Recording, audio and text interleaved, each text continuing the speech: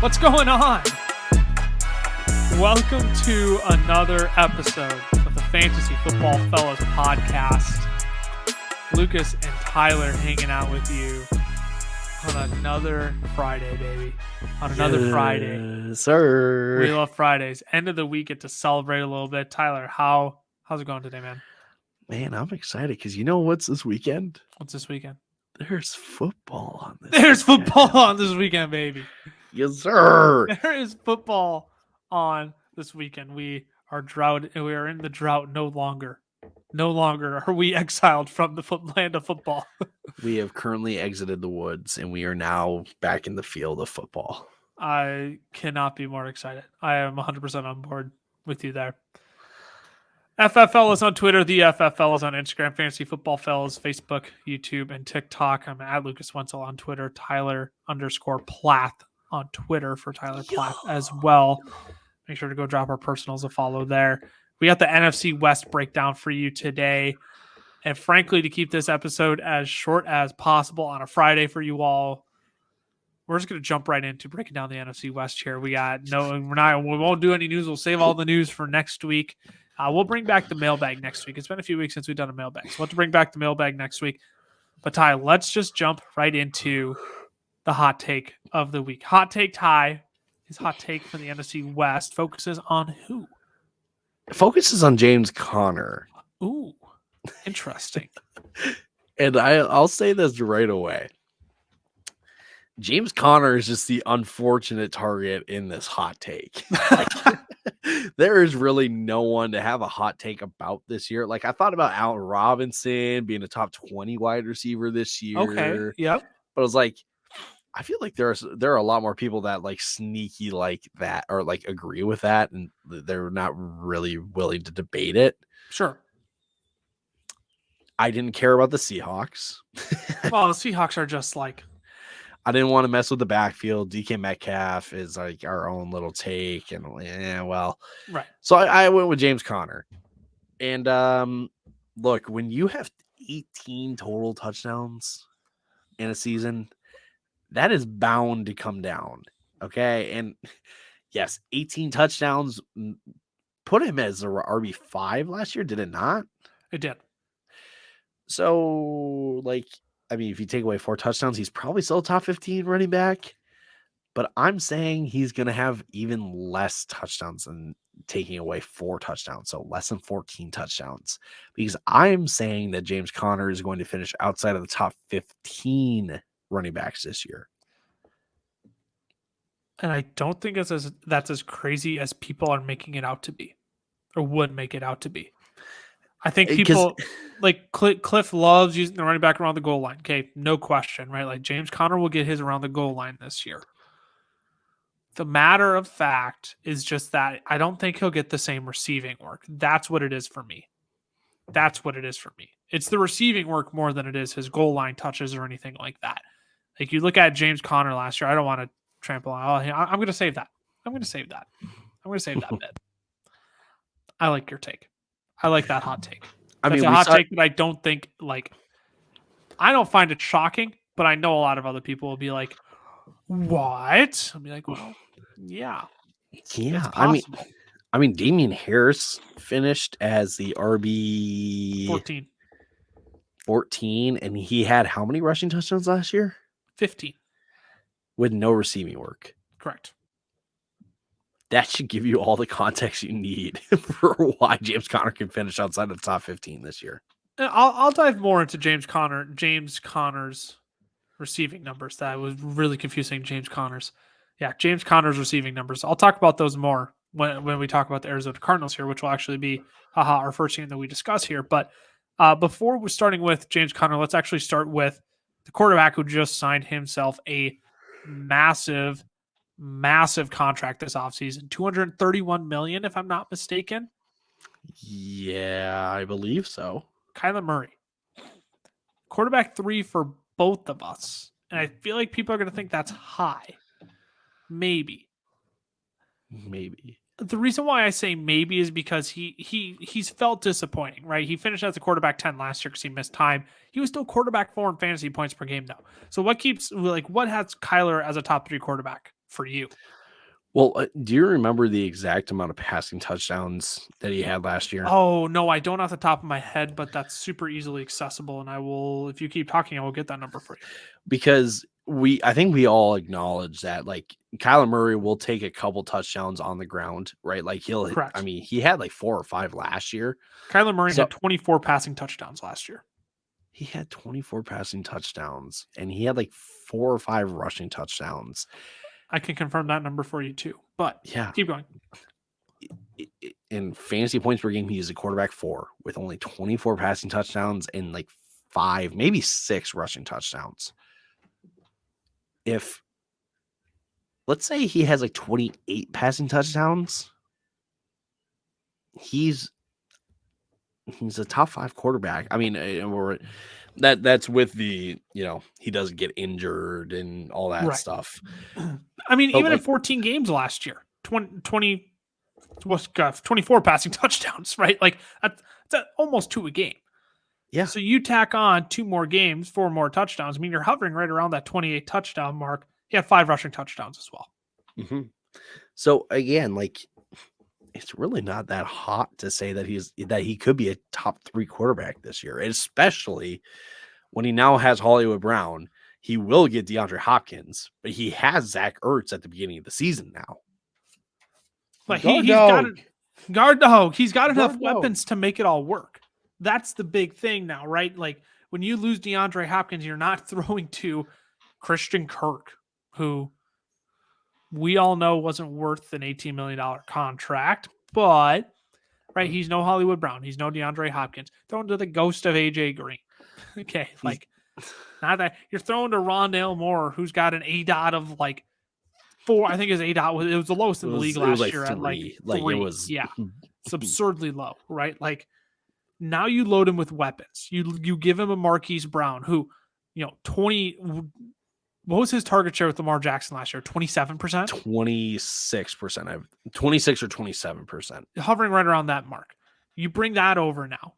You have Zach Ertz, Zach Ertz is no slouch. Okay, he's a solid tight end. He can produce. He was a tight end 6 without DeAndre Hopkins last year.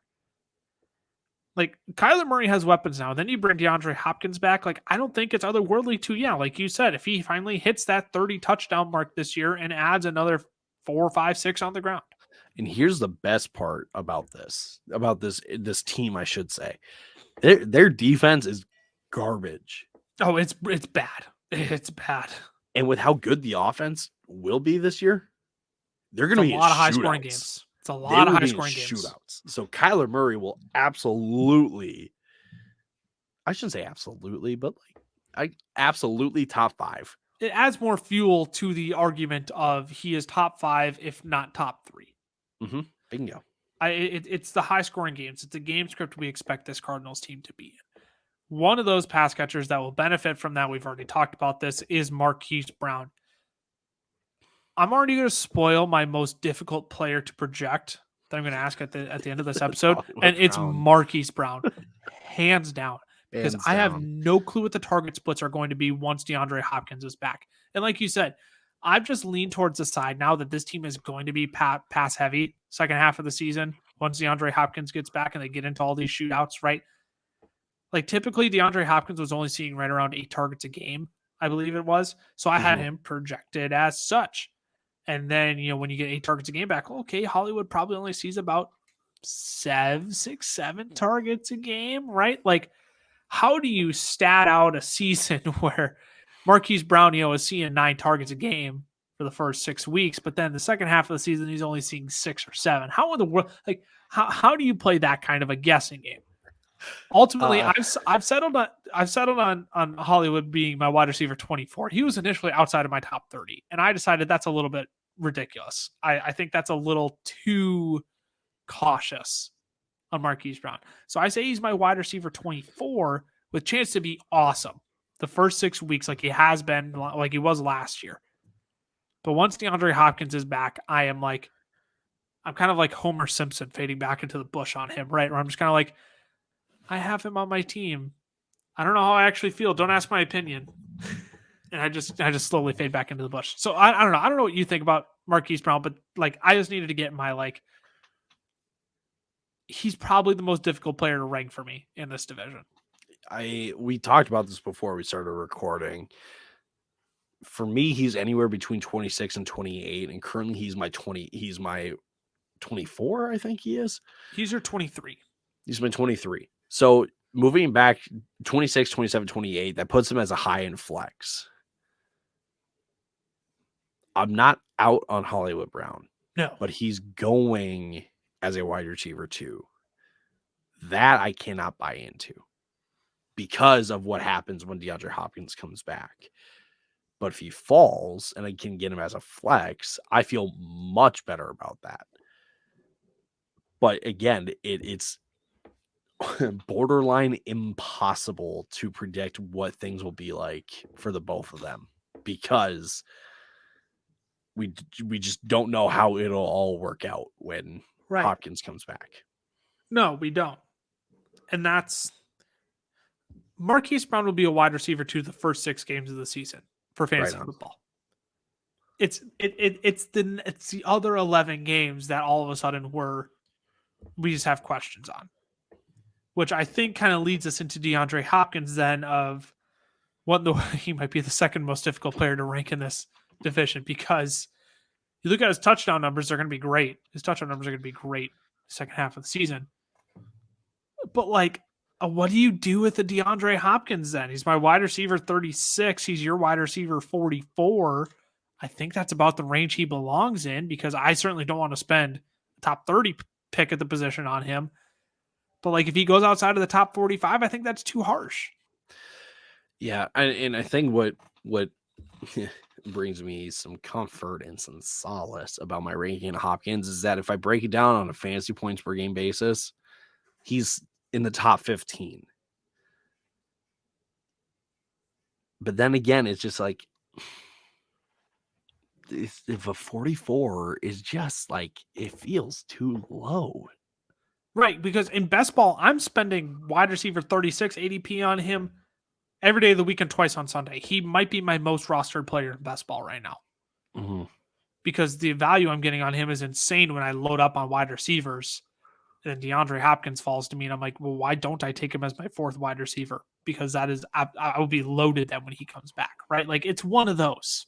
It's one of those. I don't think you can go wrong with DeAndre Hopkins. I'm not reaching for him. That's what I will say. I'm not reaching to get DeAndre Hopkins on my team in redraft formats. But I will say, I don't know, man. I like having him on a lot of my teams in best ball because if I have 2 really good wide receivers ahead of him, and I can build up some depth and sit on him for 6 weeks, it's a great weapon I have coming back who I think probably will see right around 8, 9, 10 targets every single game and probably score at least half a dozen touchdowns in 11 games. I'm projected for 8 touchdowns. I'm the same way. I mean, he's 7, 8 touchdowns. He's getting about 8 or 9 targets a game. We do need to kind of, speak and state the obvious. DeAndre Hopkins is 30 years old. Yes. So we are kind of getting closer and closer to this, I'll just say unlikable age for wide receivers. Yep. So there's a year or 2 left of DeAndre Hopkins, and but for the time being for this year, if you can find a way to stash him in a draft, you're winning your draft. Yes. 100%. 100% agree. Let's talk about the other pass catcher before wrapping up with your hot take guy, Zach Ertz. Tight end 8 for me, tight end 7 for you. I mean, I think it's clear. He's just in the right offense this year. We saw how good he was in this Cardinals offense once he was traded last year.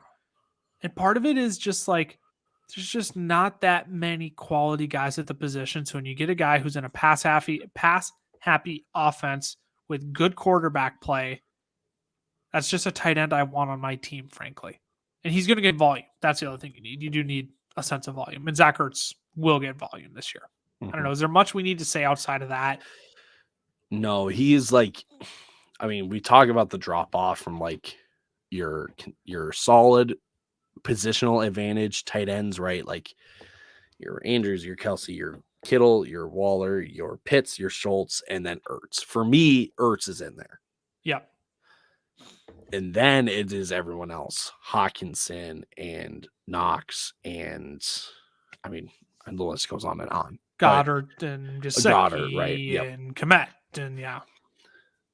Ertz fits is like the last option in that like positional advantage. Yes, You'd he does even put him that high. I don't think I have him quite that high. I put him that high. Okay. I would disagree with that, but keep going. I think he also gets a question mark 2 placed on him when Hopkins comes back. But what we know is that he dominates the middle of the field. And when Hopkins comes back, that's going to open up the field. So I think it's less of a question mark on Zach Ertz than Hollywood Brown, but there is still a little bit of a question mark that you're like, it does scare me just a tad, just a little bit. Yeah, no, I 100% agree. I 100% agree with that. I like Zach Ertz this year. I think he's one of the better tight end values in drafts. So if you want to punt on tight end and you're kind of like, do I want a wide receiver 4, running back 4 right now? Go ahead and take Zach Ertz at that point. I'm okay with that. James Conner, let's wrap up the Cardinals with him. I want to touch on his receiving numbers, okay? Because what people don't recognize is that he only had 5 targets, not receptions, 5 targets, while Chase Edmonds was still healthy and on the field last year. 5 targets, and I believe that would have been 8 games. Is that how many games Chase Edmonds? 7 games? Yeah, 7 or 8 games. I can't remember the exact week, but only 5 targets. Only 5 targets.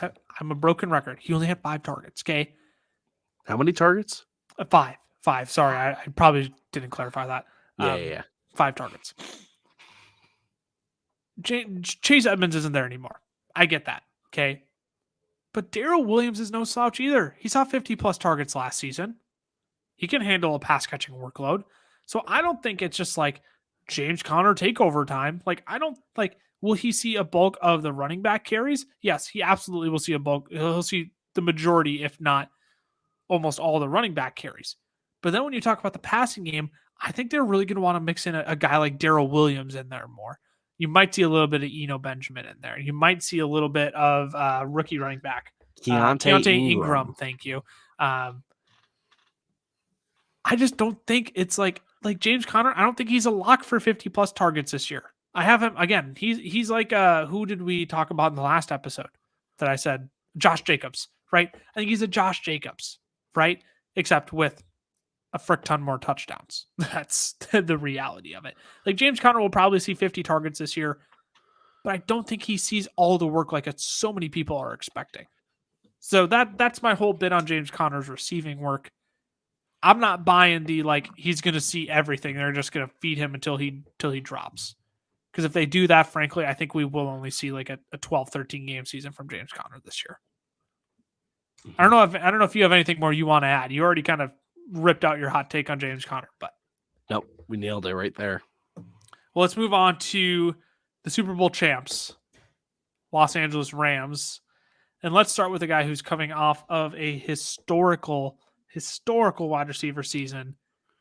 Cooper Kupp, Triple Crown winner. Cameron and I have him at wide receiver 1. You've got him at wide receiver 2, Tyler. You're a criminal. I can't believe you would ever consider having Cooper Kupp somewhere that is not the overall wide receiver 1. I don't know why you're still on this podcast right now. I'll just leave the call right now. Yeah, I'll see you guys next week. Yeah, man. Sounds good. Yeah, we'll see you, man. For those of you who can't see, I just took Tyler off the stream. No, look, you have Justin Jefferson at 1. You have Cooper Kupp at 2. I don't even want to ask why, because it's the same reason everybody else has Justin Jefferson at 1 and Cooper Kupp at 2. It's just that it's not going to be 191 target and 145 reception Cooper Kupp. That's it. Do you need anything else? Nope. All right. Yep. Cooper Kupp should be going in the first round. How early are you looking to take Cooper Kupp in the first round? Maybe that's a better question. Anywhere after pick 6. After pick 6, who are you taking the first? Okay, so Justin, how early are you looking to take Justin Jefferson? Any pick after 4. Okay, so you would go. So first 3 for Interesting. me. First 3, Yep. McCaffrey, JT, or Yep. JT, CMC. We'll Yep. Flip interchange the 2. 3 is Eckler. Okay. 4, I start thinking Jefferson or Derrick Henry. Okay. I lean Derrick Henry. 5 then a Jefferson. Yep. 6, I start to debate Kupp, Najee, or Cook. Yeah, I agree. I would agree with that. I would just flip Kupp and Jefferson around in my book.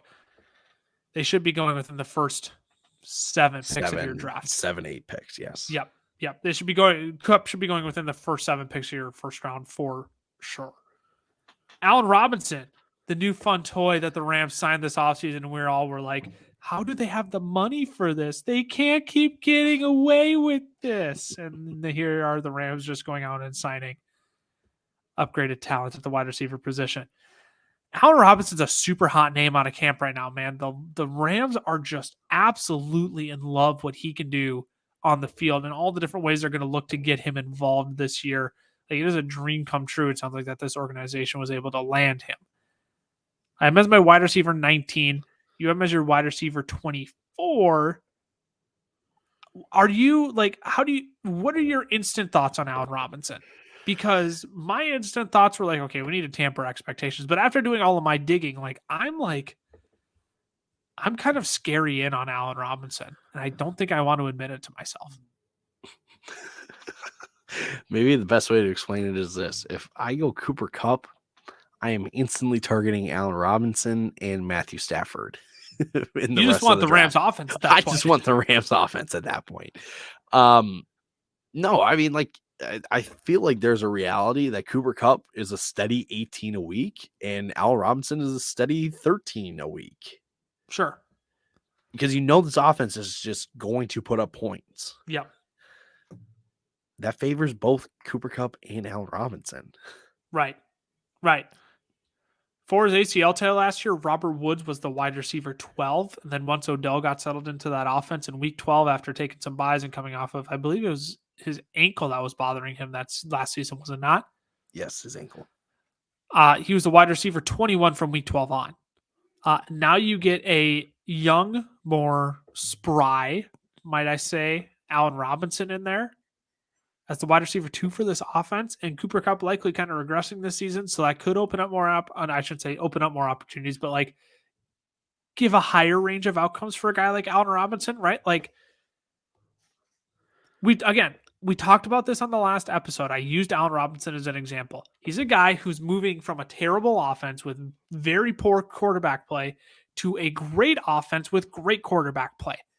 That's what bodes well for these wide receivers. It's not poor quarterback play moving to acceptable quarterback play. It is moving from poor quarterback play to elite quarterback play. And that's what Allen Robinson is getting. Like, his ADP of wide receiver 27 right now, like, that's where I think it's becoming a value, right? I will gladly take him at that value all day. I don't think I'll reach on Allen Robinson, but like, give me 2 weeks and I might start reaching down the board to make sure I get Allen Robinson on my team. Anything else you want to add on to Allen Robinson there? No, nailed it. Let's talk about your favorite player on the Rams. The guy who you have rostered and I'm sure are loving having rostered right now. Cam Akers. That is a very sarcastic grin on your face right now. You have no level of excitement to be rostering Cam Akers. There is some excitement just because he's a young running back, but like, gosh, there is nothing certain with this man at all this year. No. He is one of the riskiest picks, not just from an injury standpoint, but just from a usage standpoint. Sean McVay, we have 2 running back ones on this team. Cam Akers and Darrell Henderson. Just what you want to hear. I want to throw my pen at the wall right now. Because okay, here's what I'm going to assign you a task here. Okay. Talk me out of having Cam Akers as my running back 25. Tell me why I should have him higher. I can't find a reason to move him higher. With 240 rushing attempts, might I add. Oh, shit. For how many yards? Let me pull up my I don't have that in my notes right now, but give me 2 seconds and I will have that number for you. And then also, Cam Akers I have statted out for 240 attempts, 912 yards, 7 rushing touchdowns, oh gosh, 38 targets, 30 receptions, 303 yards, 2 receiving touchdowns. Wide receiver 25. we can't work with that. I got him. Oh no. Well, shoot. Maybe it's the yards that he has. I mean, because That would be the argument I think I would have to take if I were you. because like it feels like 7 or 8 rushing touchdowns is about right. The receiving feels about right. So it's really about the yards. And for 240 carries and you just a hair over 900 yards, it's not the most efficient rushing. It's 3.8 yards per carry.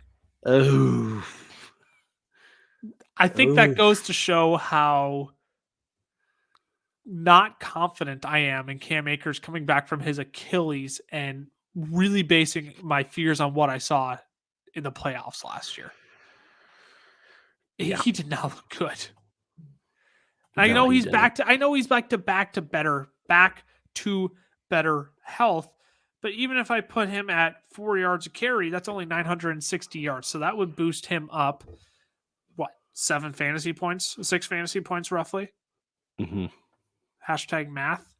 Bang, big math. Wait a second. 912 to 960. Be like 6 fantasy points roughly. Just shy of 6 fantasy points. Yep. That would move him. That move him to my running back 23. Well, this just got awkward because I am out of arguments. So what has him at your running back 18 then?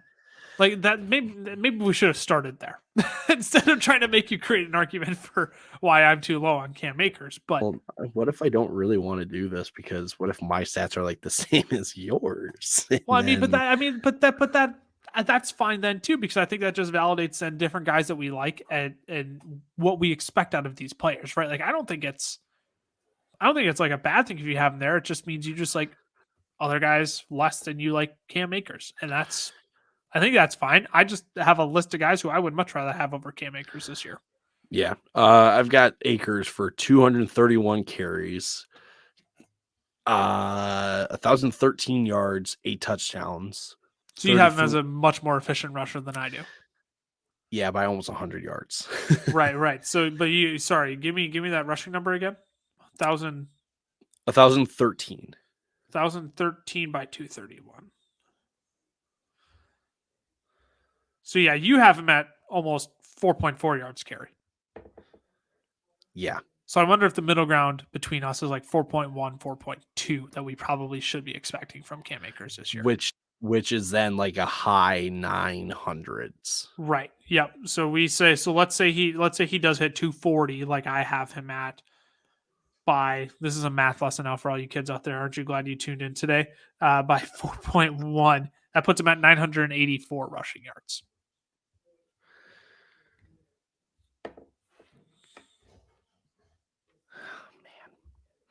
Cam Akers is just tough. Can we just leave it at that? Cam Akers is tough this year. Yeah, makes me feel a little bit better about myself. It's just not a guy that I want to invest in this year, especially coming off Achilles. Typically doesn't bode well from running backs. And people say, we haven't seen running backs with Cam Akers' ability how to struggle with Achilles. How do we know what Cam Akers' ability is? He's been in the league for 2 years now. That's it, right? Like he looked good his rookie year, but like, I don't know, a lot of running backs in Sean McVay's offense look good. Not named Todd Gurley, of course. A lot can change over a year. A lot can change over a year. So it's just one of those like Cam Akers, people love like think he has like top 10 upside. My hot take would have been Cam Akers is more likely to finish outside of the top 25 than he is inside of the top 15. Mm-hmm. That's just where I'm at on Cam Akers. I want nothing to do with him this year. Matthew Stafford. Mentioned it last episode in the news, struggling with elbow tendonitis a little bit, or elbow Pitcher's elbow. Pitcher's elbow, thank you. Still a Or top thrower's elbow, but thrower's who cares? elbow. Who Pitcher's elbow, cares? thrower's elbow. We'll tailor it to football. Quarterback 10 for me, quarterback 11 for you. I think the big thing with Stafford is I just need more consistency out of him. Last year was a bit of a roller coaster with him. He'll give you 21 week, but then the next week he'll throw up a dud of like 12. That doesn't do you very good. We like him for this year. Like if I have Cooper Kupp on my team, I'm targeting Matthew Stafford because I want that stack. I want that stack with Stafford, and he's cheap enough now where you're going to be able to get it. I don't know how much more we really need to add on Stafford. It feels like there's about 14 guys this year, or 12, 13 guys this year where we're like, yes, these are the top 12 guys, and we know where they're at in their tiers. And it feels like Matt Stafford is in the like last tier of top 13 guys. Yeah, I mean, there's a reason why he finished as a quarterback 5 last year. Yeah. And it's not necessarily because of his own play. Right. There were quarterbacks like Lamar Jackson, Kyler Murray, Russell Wilson that missed time last year. Yes. And I think that's the point we're trying to make. And now you add in guys like Trey Lance, who has insane rushing upside this year. Jalen Hurts was quarterback 9 last year, but was a quarterback 2 through the first 12 weeks. Yeah, like there's a lot of quarterbacks that can kind of take over that quarterback 5 spot, or at least finish above Stafford, just because Stafford is very one-dimensional. Yeah. I definitely agree with that. The quarterback 5, I think it has more to do with the guys who didn't finish there than it does with Stafford finishing there himself. Great year for Stafford. We love Matthew Stafford, but I'm not banking on a lock as a top 7 finish again for him. No. Any interest in Van Jefferson? As a flyer, because flyer, absolutely. I think. I mean, last pick in your fantasy draft. Who would you rather have? Van Jefferson or who's another obscure random name that we can throw out here that's going in the last round of drafts? KJ Hamler will be a popular name. Oh gosh, yeah, Van Jefferson. I would agree with that. Darrell Henderson. Any interest in him? Only if you have Cam Akers. I agree. No standalone value, really. Tyler Higbee. I like Tyler Higbee this year, not just because we share the best first name any person can have, but because, I mean, the man was a top 12 tight end. First 14 weeks of the season, I believe. I believe that's what it was. Yeah. Coming off a leg injury, though. Yeah. That's the only thing I'm concerned about. Yeah. Yes. Yeah. And now with like 3, I mean, yes, Robert Woods was a target last year in the offense before tearing his ACL, but there will, I guess the best way to put it, Rams tight ends are pretty inconsistent as well. They will have games where they are involved. They will have games where they're not involved. That's almost impossible to pick because it won't make sense when it happens and when it doesn't happen. So like, I don't know. I mean, if you are someone that takes 2 tight ends in your draft, like Tyler Higbee as your tight end 2 is a great tight end 2 to get, but I'm not punting and going Higbee as my tight end 1. Right. Exactly. That is exactly it. I'm not punting to get Higbee. That is for sure. Let's move on to the latter half of this division now. San Francisco 49ers. Let's talk about the guy who also just got a contract this offseason now. Correct? Debo got his contract, did he not? He did. I'm like, I'm not making that up, right? Debo Samuel. News last episode. Oh no. Oh well. Okay.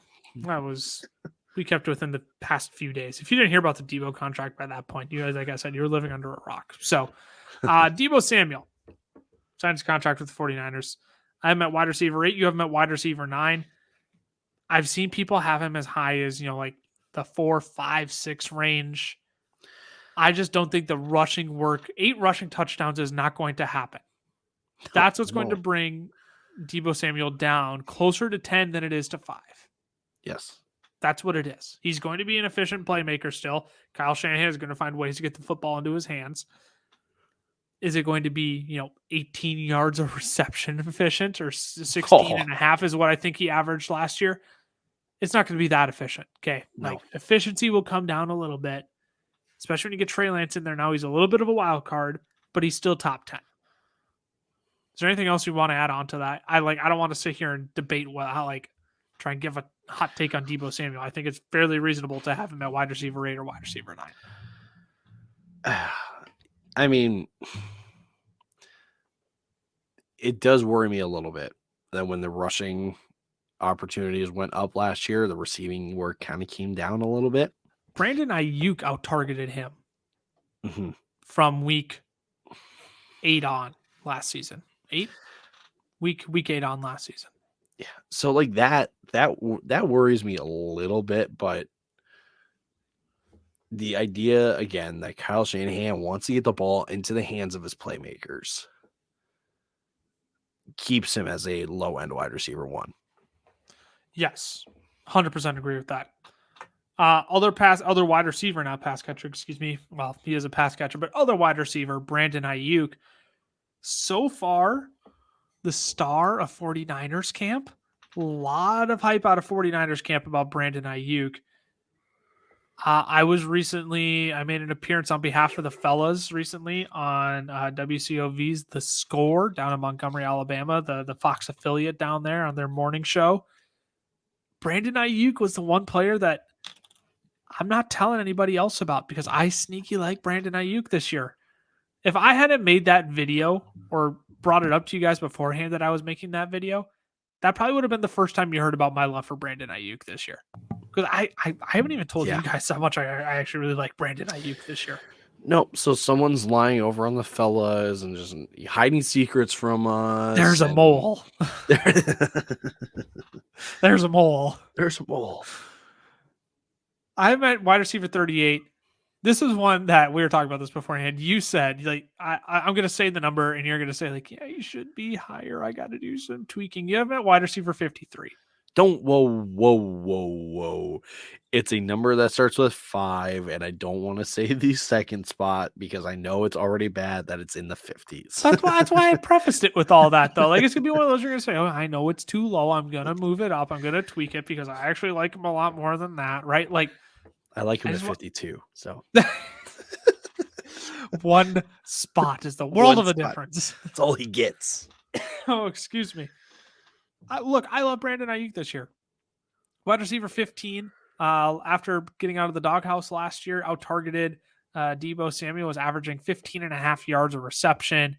7th most yards amongst wide receivers as well. I don't know what's not to like about Brandon Ayuk. I like Trey Lance. I think he'll be Trey Lance's favorite target. The fact he's going as the wide receiver 39 right now. Like, I think there's top 25 upside there with Brandon Ayuk. Like, sneaky top 25 upside. I will play it safe and say top 30. Well, it'll be top 30. Top 30 for sure. 30. Yeah, that's fine. We can settle on that. I think he could slide into like the 23-24 range potentially. Potentially.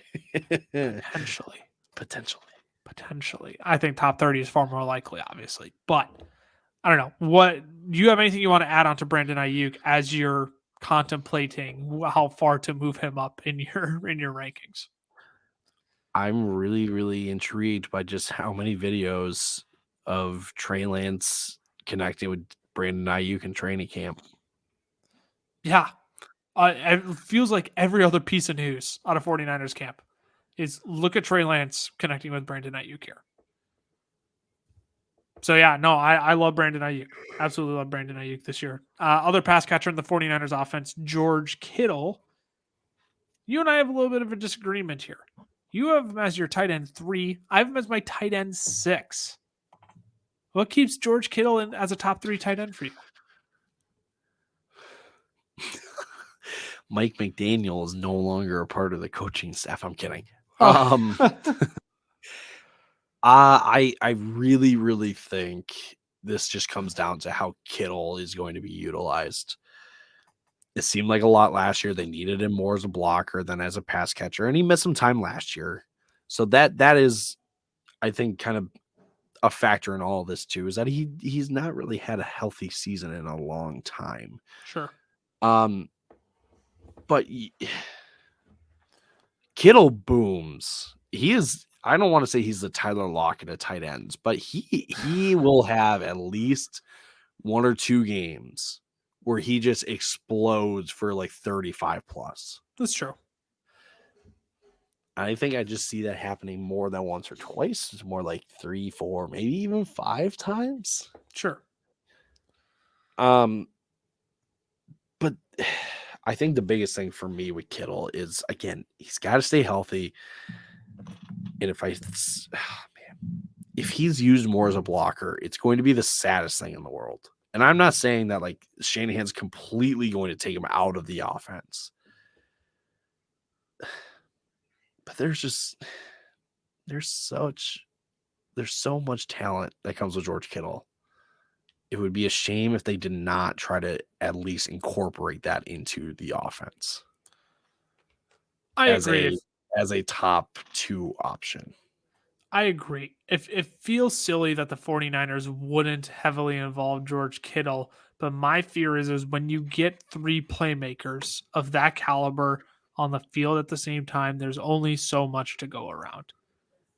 And it feels like when they've all 3 been on the field in the past, George Kittle has kind of been the sacrificial lamb amongst those 3 of like, all right, George, go out and do everything else you do really well outside of catching the football because we're going to target Deebo and Brandon Ayuk, right? Like maybe that changes with Trey Lance this year when you get a guy who just needs a safety blanket over the middle underneath.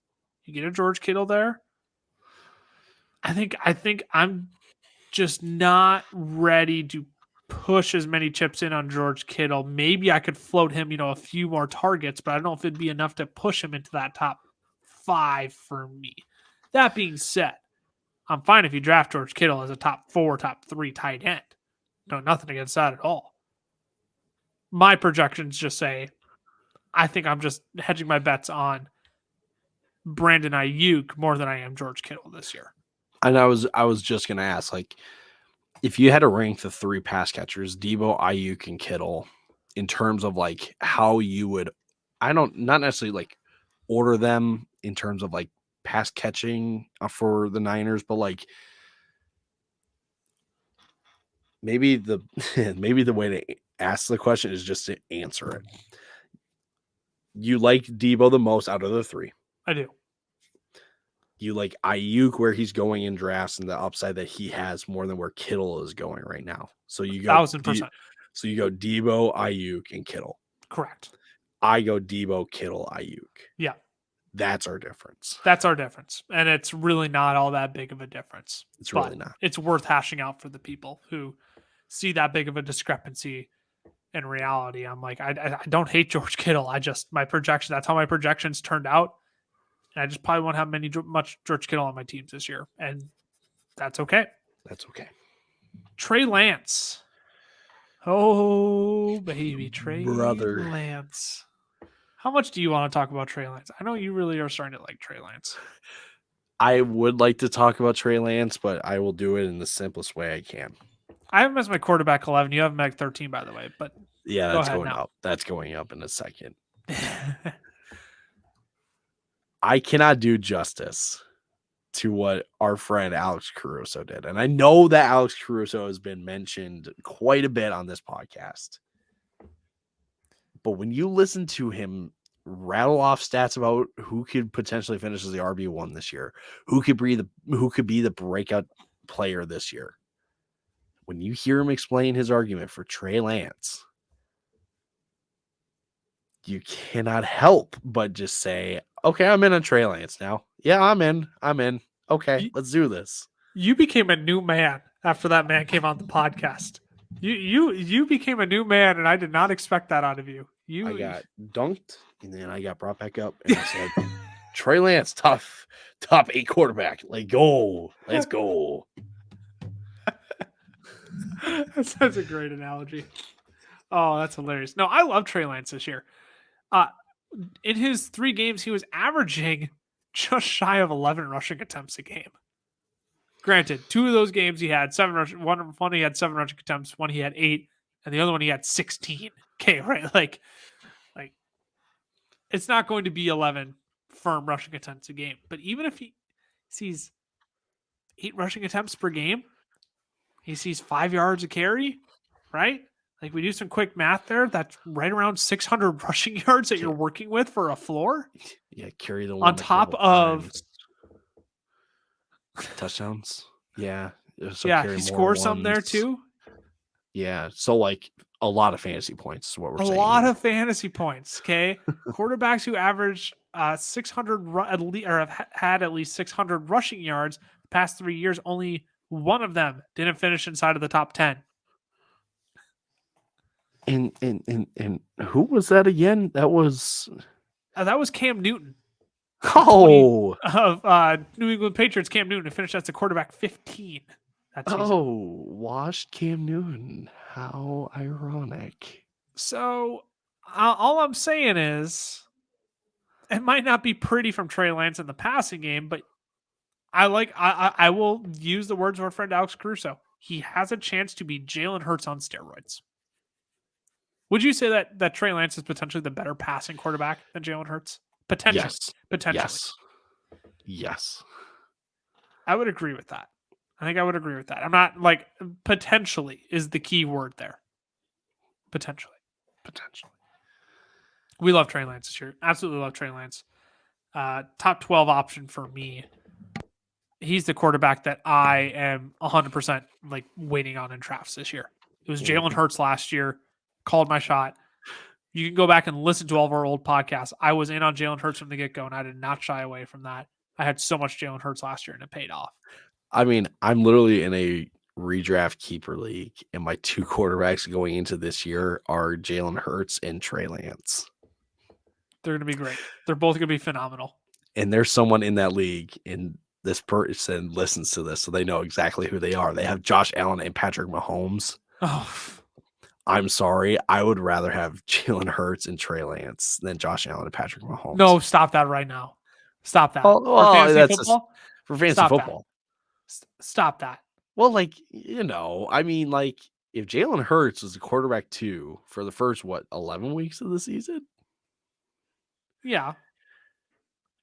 Okay, fine. I take it back. Because, yeah, but my problem isn't necessarily that you just said. My problem is more so that you just waltzed right into that and didn't even think anybody would debate you on it. You thought you just waltzed right into that. Whoa. You thought I'd just be like, I agree, like I do with most things. Not with that. Yes, that was a little outlandish of me. But I mean, when you look at the rushing upside and you look at the ceilings and like. Maybe the better way of saying that is it rivals Josh Allen and Patrick Mahomes. It could rival. It could rival. And the point I'm trying to make is that when you can get rushing upside in your quarterbacks, it's a cheat code. Yes. That is 1,000% it. Lastly, Elijah Mitchell for the 49ers.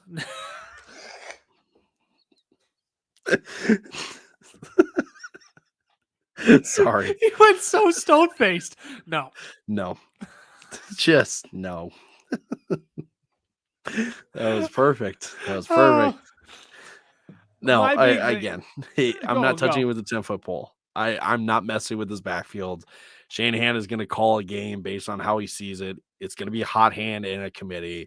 Those are the 2 worst things you can find at running backs. I ain't touching it at all. Not even Jeff Wilson, not even Tyrion Davis Price. None of them. I don't want it. I don't want to deal with the headache. Tyrion Davis Price currently listed as a running back 4 on the 49ers depth chart for what it's worth. Oh, the TDP owners are just in shambles or have incredibly high hopes because we all know where Elijah Mitchell was last year. Yeah, remember? Hey, here's the name: Trey Sermon. Yeah, Trey Sermon one time. Yeah. No. Same with TDP. Ain't happening. Sorry, just ain't happening. 49ers have had a different starting running back for the past 5 years. Gosh. Each of the past 5 years. None of them have repeated. It has been a different running back each of the past 5 years as their starting running back going into the season. I just want nothing to do with Elijah Mitchell. I don't want to play running back roulette with that team. Like, be smarter here, people. Like, let's not just assume Everything is gold with the 49ers. Once you find out who is gold for the 49ers, they will be. But it's dangerous to assume gold with the 49ers in any capacity with their running backs. I mean, I literally had a tweet. I don't remember how long ago it was, but there are coaches I just strongly dislike in the NFL, regardless of how good they are, because for fantasy purposes, they are just a pain in the rear end to try to predict and guess. Kyle Shanahan is number one, and he will forever be number one on that list. Forever be number one. Yep. Definitely agree. Let's move on to the last team in this division. We'll be able to clip through this pretty quick here, mostly because there's not a ton of fantasy relevant guys here that we need to deep dive discuss. But let's start with the pass catchers, starting with DK Metcalf. I wish Cameron were here to give a more positive spin on DK Metcalf, because he is still DK Metcalf truthing all the way home. And I am not. I'm just not. Wide receiver 26 for me. Wide receiver 20 for you. You were starting to say something before I cut you off there. He will forever always have touchdown upside, regardless of who his quarterback is. I think I still have him scoring 9 touchdowns this year in my projections. Geno Smith has trusted DK Metcalf in the past. That is a sign for good things. Drew Lock has also trusted bigger targets, which also bodes well for Metcalf. But they can only take him so far. Yes. So is top 20 a stretch for me? Yeah. He's going to be someone that drops in my rankings here soon. But it won't shortly soon. Redundant. Anyway. It's been a day. DK Metcalf is still a wide receiver 2. If you get him as a flex, win. It's an absolute win. Oh, it totally is, because there will be the weeks that DK Metcalf puts up 20 plus points for you. There will be those weeks. There'll also be the weeks where you're like, oh, God, Drew Lock can't hit the broadside of a barn right now. And it's an awful week that you don't want to have DK Metcalf, right? Like, I think the thing that will change for me is if they get an upgrade at quarterback in some capacity, albeit a Jimmy Garoppolo. I don't even know who else would be out on the market for them to go get that's not Drew Lock or Geno Smith. My big thing is that there's just such a discrepancy in the accuracy of passes DK Metcalf is going to see this year. So if they get a more accurate, like I still have DK Metcalf seeing 130 targets this year, but only 77 receptions. Like that's a 53 target difference. So if they get something more accurate in there, well, sure, I'll throw in a few more receptions. But like I have DK Metcalf at his maximum volume right now. And 9 touchdowns might not be the max. Maybe like 10, 11 might be. But that's still on the optimistic end for DK Metcalf too. He's just, I love him in best ball drafts. Staying away from him for the most part in redraft leagues.